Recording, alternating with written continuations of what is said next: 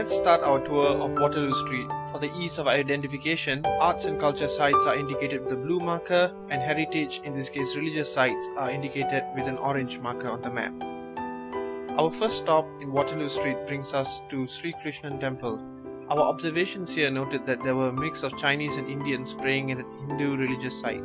We decided to interview the security guard on duty to inquire about this phenomenon.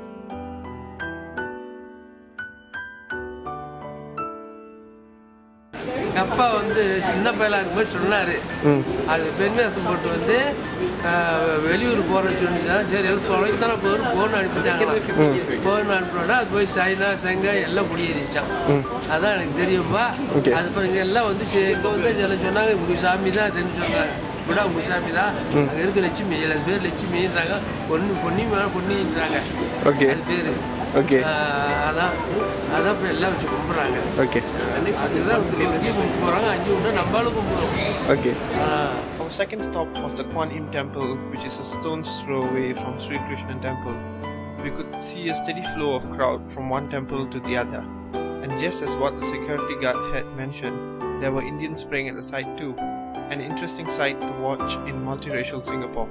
The preservation of such sites is hence necessary to preserve the sense of place in localities such as Waterloo Street, which is rich in the arts, culture and heritage.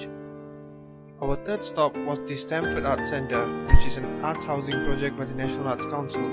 It conducts traditional Indian and Chinese music and dance classes. It also houses a Chinese opera troupe and even conducts pottery and sculpting lessons. Our fourth stop was diagonally across the road, continuing down Waterloo Street. The Sculpture Square is yet another arts housing project of the National Arts Council or NAC. It houses bronze sculptures that have been displaced from sites around Singapore and also serves to be a spot for tourists to hang out.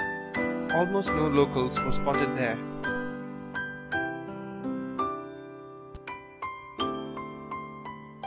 Our fifth stop was Action Theatre and the former YMS Auditorium. The Action Theatre is another arts housing project of the NAC, which serves to be an excellent theatre venue with a provision for a Mexican cafe in the lobby that tourists frequent. The NAC in its website promotes this as the Waterloo Street's Arts Belt. Preservation of buildings is what takes place frequently, and next door, what used to be the YMS Auditorium is now closed. A quick check pointed us to a notice by the Building and Constructions Authority evicting the building due to structural flaws and cracks.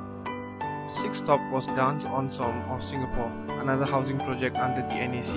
The facade of the gateway to this building was painted with a mural which was sponsored by the Urban Redevelopment Authority, signifying an interest by various other government state boards in the preservation of Waterloo Street's rich and diverse culture. Our seventh stop brings us to the Chinese Calligraphy Centre of Singapore, which has been functioning at the site for more than 40 years. Lessons are conducted here every day, mostly on Sundays. The Mahin Abbot Synagogue and the Jacob's Palace Centre, which is our 8th stop, is the main site of worship for Jews in Singapore.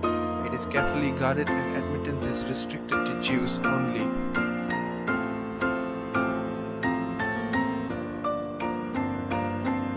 Our 9th stop is the Church of St. Peter and St. Paul. The history of the Church of Saints Peter and Paul is closely linked with the beginning and growth of the Chinese Catholic community in Singapore. The church with its tower was constructed between 1869 to 1870. Last but not least, the 10th stop was the Singapore Art Museum. The building once housed St. Joseph Institution SJI, but now houses 18 full climate controlled galleries, an auditorium, a multi-purpose hall and a museum shop. Waterloo Street needs to be preserved for its richness in arts, culture and heritage. Thank you.